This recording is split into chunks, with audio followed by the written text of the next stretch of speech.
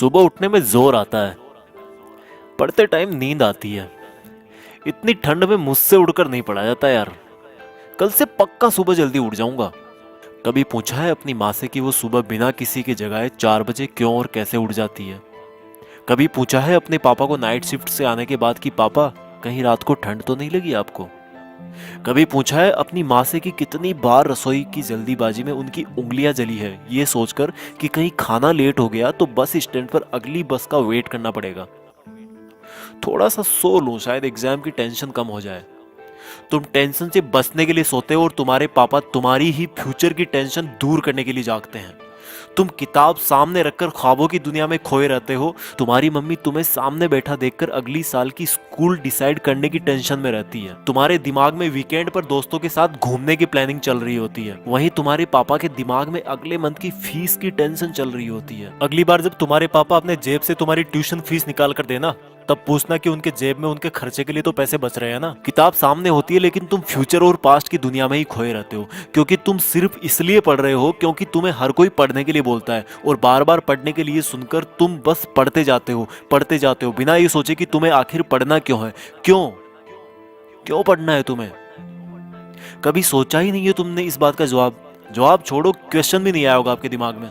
क्यों भाई, किससे बचने की कोशिश कर रहे हो और क्या सोच रहे हो? मम्मी पापा को धोखा दे रहे हो या दोस्तों को या टीचर्स को? भाई तुम ना बहुत ज्यादा भोले हो। तुम्हें अभी तक ये भी नहीं पता कि तुम किसी और को नहीं बल्कि खुद अपने आप को धोखा दे रहे हो।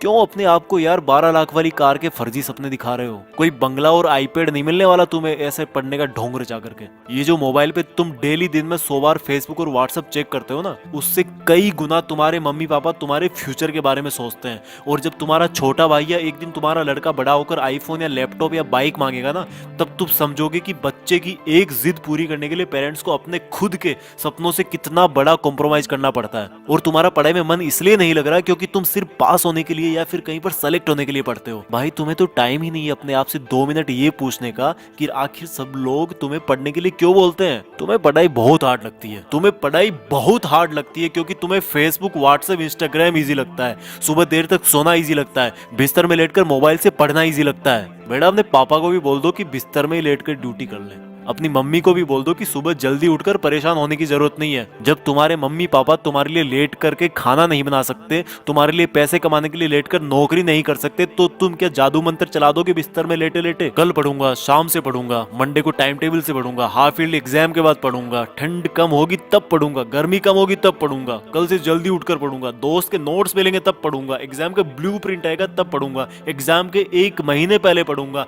एग्जाम के 1 हफ्ते पहले इंपॉर्टेंट क्वेश्चंस पढ़ूंगा। पास होने से मुझे कोई रोक ही नहीं सकता। ओ भाई, तेरा ना तो कल आएगा, ना तेरा टाइम टेबल 2 दिन से ज्यादा चल पाएगा, और ना ही किसी दोस्त के नोट से तू टॉपर बन पाएगा। हाँ, सही सुना तूने, मैंने बोला टॉपर। एक बार और सुन ले, टॉपर। तू टॉपर बनने के लिए पैदा हुआ है। तू अपने पापा को नाइट ड्यूटी के चक्कर से आजाद करने के लिए पैदा हुआ है, खुद बिस्तर में लेटकर मोबाइल चलाने के लिए नहीं। और रुक एक बार, तूने कल क्या कहा था कि एग्जाम के 2 दिन पहले इंपॉर्टेंट क्वेश्चन पढ़ना काफी होगा तेरे लिए। अपने पापा को भी बोल दे कि वो भी तुम्हारी फीस चुकाने की लास्ट डेट से 2 दिन पहले ही काम पर जाएं। जब वो पूरा महीना काम करते हैं तुम्हारी फीस चुकाने के लिए, तो तुम सोच भी कैसे सकते हो कि मैं अभी सो लेता हूँ और 2 दिन पहले सिर्फ इंपॉर्टेंट क्वेश्चन पढ़कर पास हो जाऊंगा? बहुत हो गया यार, प्लीज अब तो खुद को धोखा देना बंद कर दे। अब तो कोई वजह खोज ले कि तुझे पढ़ना क्यों है। ध्यान रख बेटा, दुनिया को तब ही अंडर रख पाएगा जब खुद को अंडर रखेगा। इस दिमाग को बोल दे कि भाई धोखा देना बंद कर तू, और सुन ले अपनी दिल की आवाज को कि तेरे लिए जिंदगी के क्या मायने हैं और उसके लिए पढ़ाई क्यों जरूरी है। किसी ने तेरा दिल तोड़ा है, किसको तुझे कुछ बन के दिखाना है। बेटा भले ही नौकरी ना लगे और भले ही तुम नौकरी ना करना चाहो, लेकिन ये जो किताबों में जो ये नॉलेज भरा ना, जो अक्सर देख रहे हो तुम, ये तुम्हें जिंदगी में किसी ना किसी मोड़ पर किसी प्रॉब्लम से जरूर निकालेगा।